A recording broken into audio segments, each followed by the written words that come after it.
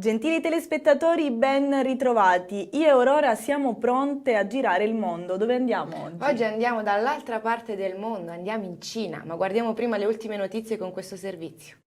Sono oltre 14.800.000 le vittime del coronavirus nel mondo, record negativo di contagiati negli Stati Uniti. Intanto l'immunologo Anthony Fauci ha raccomandato che i governatori siano più energici possibili nel rimporre la mascherina in pubblico nei rispettivi stati, ma il presidente Donald Trump ha ribadito di essere contrario per preservare una certa libertà dei cittadini. La maggior parte dei contagi da Covid-19 negli Stati Uniti sta avvenendo in questo periodo a causa di persone positive ma asintomatiche. Alcune di esse non svilupperanno mai alcun sintomo della malattia, ad affermarlo è stato il vice ministro della Sanità degli Stati Uniti, Britt Giror. Di fronte a uno shock senza precedenti, sottolinea il Fondo Monetario Internazionale, gli Stati Uniti hanno agito velocemente e senza esitazione per proteggere i mezzi di sostentamento e le imprese per mitigare i costi economici duraturi della pandemia. La Federal Reserve ha compiuto passi senza precedenti per fornire stimoli monetari e sostenere il funzionamento regolare dei mercati finanziari nazionali e internazionali.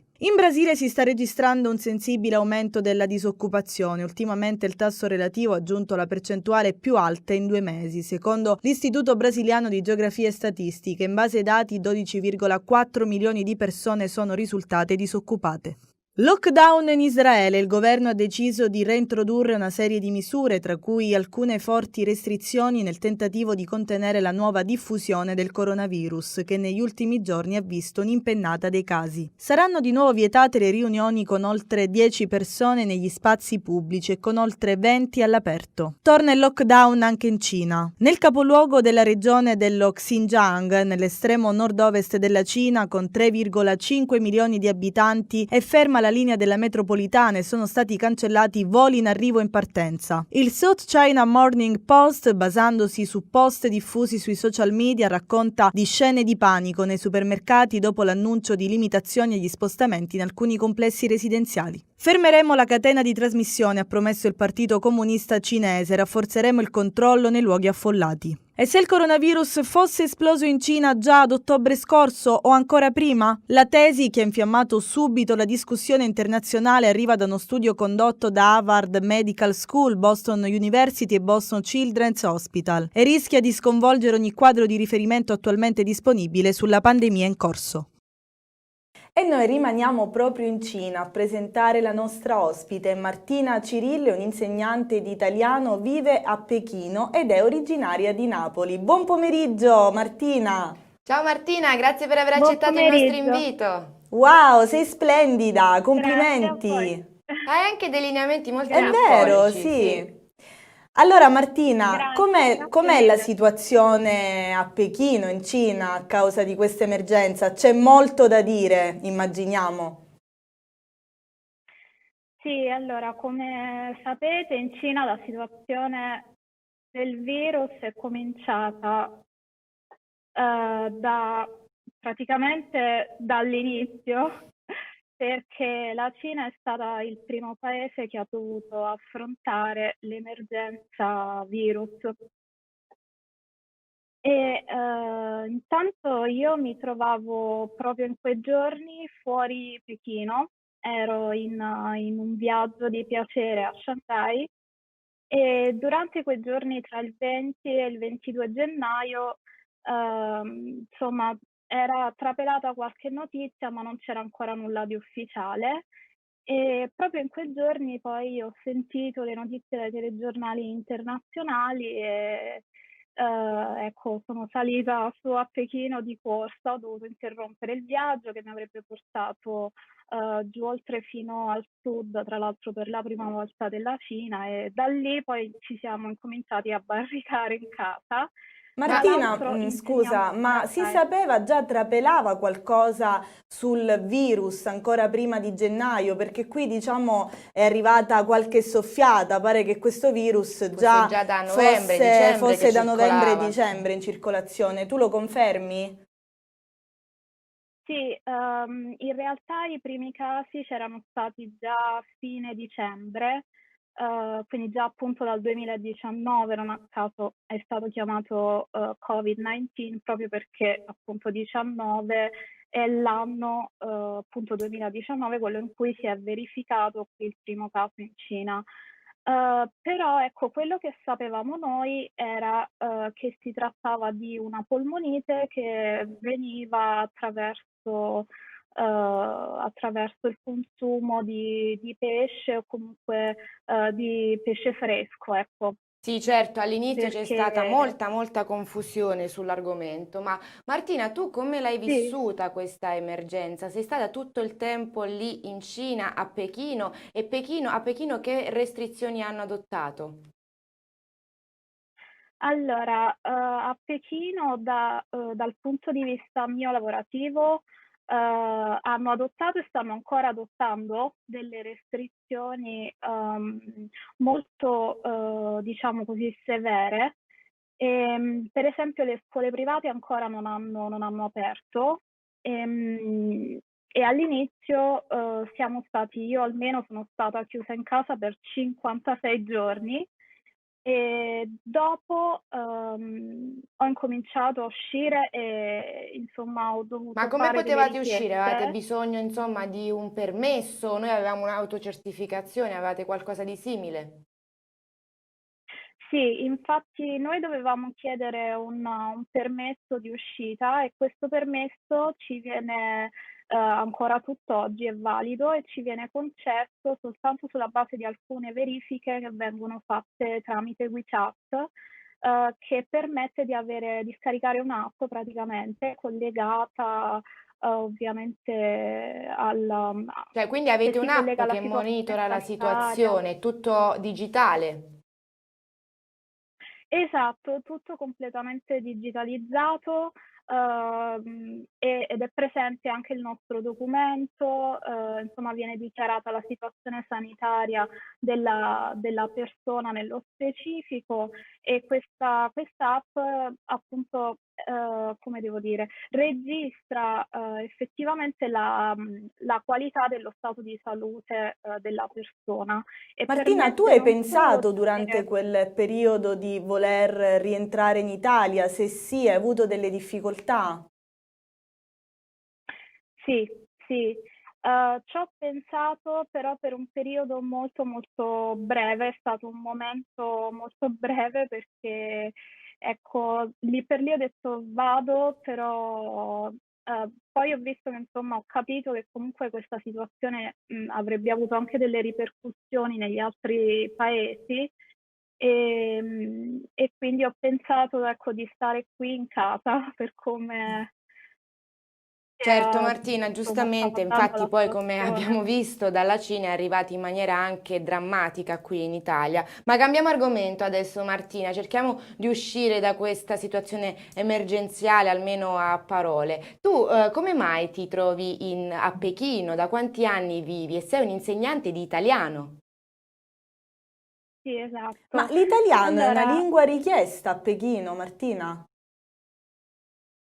allora, devo dire che ci sono molti cinesi, soprattutto negli ultimi anni, mi ha completamente sorpresa questa situazione, che vogliono studiare l'italiano perché ovviamente noi siamo il paese, dell'arte La per moda? eccellenza, Della bellezza, e beh, esatto, la la grande moda, bellezza italiana è l'arte. indiscutibile.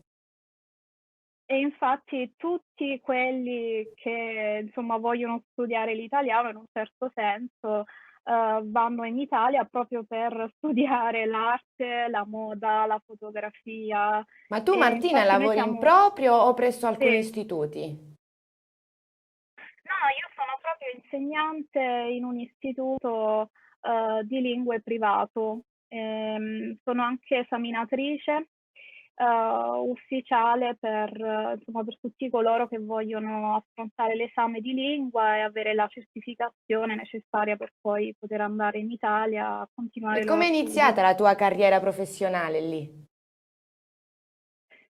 Allora, devo dire che all'inizio, la prima volta che sono venuta qui in Cina, c'ero venuta soprattutto per motivi di studio. Ho fatto un semestre alla PSU, che è l'Università di Pechino di Lingue e Cultura, e poi insomma ho scoperto che in realtà la Cina mi piaceva molto, c'ha i suoi lati positivi e negativi, ma poi sono tornata e da lì ho deciso di voler insegnare. La mia passione per l'insegnamento non è iniziata in Cina, ho iniziato con uno stage in realtà a Barcellona per 3 mesi, grazie a una borsa di studio che mi aveva fornito l'università, e da lì ho capito che mi piaceva insegnare. Martina, tu sei anche E poi sono presidente di andata a Svizzera. un'associazione, La Mia Cina, ce ne vuoi parlare? Sì, siccome appunto mi piace fin da quando ero all'università la cultura cinese, ho cercato di raggruppare, diciamo così, intorno a me un gruppetto di persone. All'inizio, nel 2014, era nato come un evento che doveva girare intorno a un libro, che è stato Proposito, poi ecco, hai appunto il citato un frutto di libro, ma stiamo questo. parlando di Quando la vita si veste di seta, il libro che hai scritto tu. Esatto, esatto, quello che ho scritto nel 2014, che doveva essere il Beh, dal punto titolo d'inizio trapela della mia vita proprio poi. qualcosa che riguarda la cultura, immaginiamo, orientale.